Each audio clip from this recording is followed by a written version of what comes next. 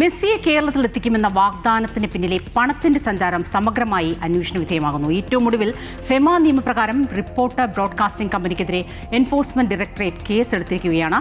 വിദേശത്തേക്ക് പണം അയച്ചതുമായി ബന്ധപ്പെട്ട നടപടിയിലാണ് ഇഡിയുടെ കേസ്.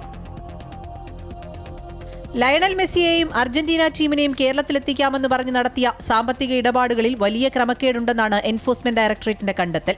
സാമ്പത്തിക ഇടപാടുകളിൽ GST തട്ടിപ്പ് നടന്നിട്ടുണ്ട് എന്നുള്ള വിവരത്തിന് പുറമെയാണ് കൂടുതൽ കാര്യങ്ങൾ പുറത്തുവരുന്നത്. നിലവിൽ ലഭിച്ച വിവരങ്ങളുടെ അടിസ്ഥാനത്തിലാണ് വിദേശ നാണ്യ വിനിമയ ചട്ടങ്ങളുടെ ലംഘനം കണ്ടെത്തി കേസെടുത്തിട്ടുള്ളത്. സാമ്പത്തിക ക്രമക്കേട് സംബന്ധിച്ച് വിശദമായ അന്വേഷണത്തിലേക്ക് കടക്കുന്നതിന്റെ ഭാഗമായാണ് ഇഡിയുടെ നടപടി. GST വകുപ്പിൽ നിന്നും ലഭിച്ച വിവരങ്ങളുടെ അടിസ്ഥാനത്തിലാണ് ഇത്. 126 കോടി രൂപയുടെ സാമ്പത്തിക ഇടപാടുകൾ നടന്നുവെന്ന് റിപ്പോർട്ടർ ബ്രോഡ്കാസ്റ്റിംഗ് കമ്പനി ഉടമകൾ തന്നെ വെളിപ്പെടുത്തിയിരുന്നു. ഈ പണം എങ്ങനെയാണ് വിദേശത്തേക്ക് അയച്ചതെന്നും സാമ്പത്തിക സ്രോതസ് എന്തെന്നുമാണ് പ്രധാനമായും അന്വേഷിക്കുന്നത്.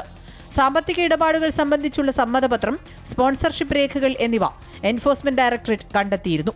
കള്ളപ്പണം വെളുപ്പിക്കൽ തടയൽ നിയമപ്രകാരമുള്ള നടപടികളും ഇഡി ആലോചിക്കുന്നുണ്ട്.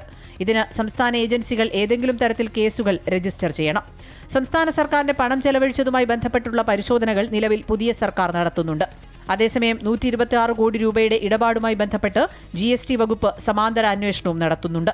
22 കോടി രൂപ GST അടയ്ക്കണമെന്നാവശ്യപ്പെട്ട് ചാനൽ ഉടമകൾക്ക് വകുപ്പ് കത്തും നൽകിയിരുന്നു. അമൃത ന്യൂസ്, കൊച്ചി.